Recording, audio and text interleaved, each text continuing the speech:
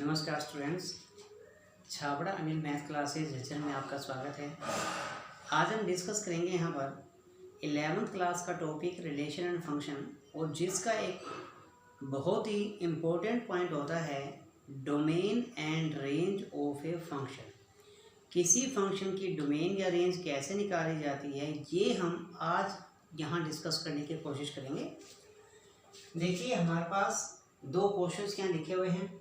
ऊपर में लिखा है domain and range of function. तो हम फर्स्ट क्वेश्चन देखते हैं। लिखा है x² -1 upon x - 1 this is a function. तो जब हम इसकी डोमेन निकालने लगते हैं तो फर्स्ट पॉइंट लिखते हैं कि f(x) इज डिफाइंड। हमें ये सोचना है कि ये फंक्शन कब डिफाइन हो सकता है। डोमेन का सीधा सा मीनिंग होता है वैल्यू ऑफ x।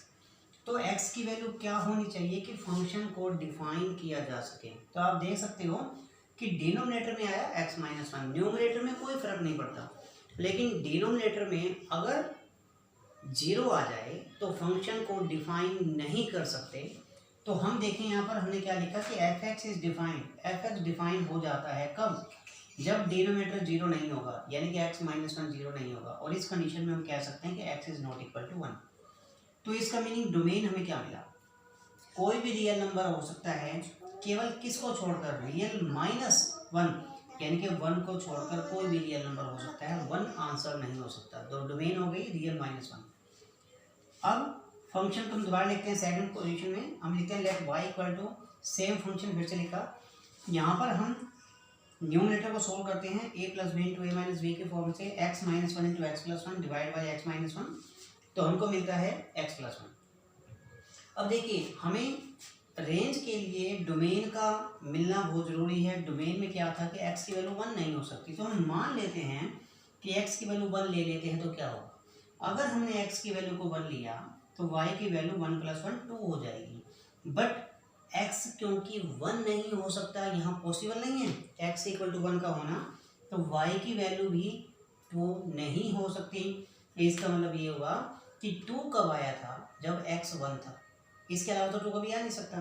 तो क्योंकि x 1 नहीं हो सकता तो y 2 नहीं हो सकता। इसका मतलब रेंज ऑफ फंक्शन क्या मिली? कोई भी रियल नंबर हो सकता है, केवल 2 नहीं हो सकता। ये था पहला क्वेश्चन। उसके बाद हम लेते हैं सेकंड फंक्शन। देखिए, सेकंड क्वेश्चन में फंक्शन लिखा √9 - x²। तो डोमेन के लिए हम फिर से वही बात लिखते हैं कि f(x) is defined if 9 - x²। अब यहाँ पर 9 - x² कैसा होना चाहिए? रूट के अंदर के टर्म कभी नेगेटिव नहीं होती हैं, इसलिए 9 - x² 0 हो सकता है या 0 से ऊपर कुछ भी हो सकता है, लेकिन 0 से कम नहीं हो सकता। तो 9 - x² 0 या 0 से ग्रेटर। और इसको हम सोल्व करें तो a + b × a - b, यानी कि 3 + x × 3 - x 0 के इक्वल हो सकता है। आप देख सकते हैं 0 के इक्वल या 0 से ऊपर हो सकता है। तो देखो, इन दोनों का प्रोडक्ट क्या हुआ? 0 या 0 से ऊपर। 0 से ऊपर का मतलब है पॉजिटिव। तो दो नंबर्स का प्रोडक्ट पॉजिटिव कब होता है? जब या तो दोनों ही नंबर नेगेटिव हैं या दोनों ही पॉजिटिव हैं। तो हम पहले मानते हैं कि 3 + x पॉजिटिव है, यानी कि 0 से ग्रेटर। अगर 3 + x पॉजिटिव है तो 3 - x का भी पॉजिटिव होना जरूरी है। तो इस कंडीशन में x की वैल्यू क्या मिलेगी? x इज ग्रेटर देन -3, और फिर यहाँ से मिलेगा x इज लेस देन 3।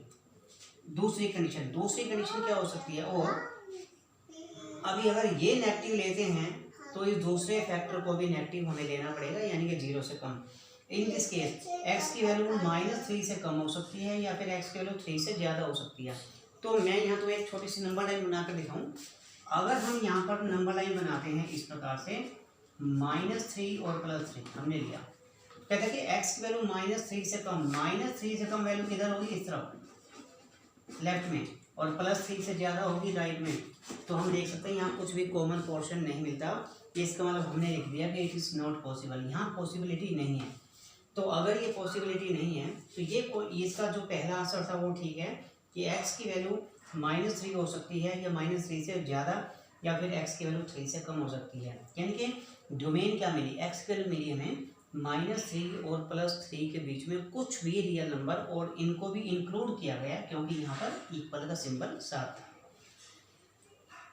अब हम देखते हैं कि जब हमें डोमेन मिल गई तो रेंज ले सकते हैं, क्योंकि रेंज के लिए डोमेन का होना बहुत ज़रूरी है। तो हम लिखते हैं at x belongs to -3 to 3। जब एक्स की वैल्यू -3 और 3 के बीच में होगी और इनको इंक्लूड करेंगे तो इस फंक्शन की वाई की यानी कि फंक्शन की जो मिनिमम वैल्यू क्या होगी वो होगी 0 और मैक्सिमम होगी 3, राइट। जब हम ये देखते हैं कि मिनिमम वैल्यू 0 है, मैक्सिमम 3 है, तो इसका मीनिंग है कि फंक्शन की वैल्यू 0 से कम नहीं हो सकती और 3 से ज़्यादा नहीं हो सकती। तो रेंज क्या हो गई, यानी कि y की वैल्यू क्या हो गई 0 से 3 तक, ये हमारे पास रेंज। तो डोमेन और रेंज इस सिस्टम से हम इसको सोल्व करते हैं। बहुत इंपॉर्टेंट टॉपिक है ये, उम्मीद है समझ में आ गया होगा।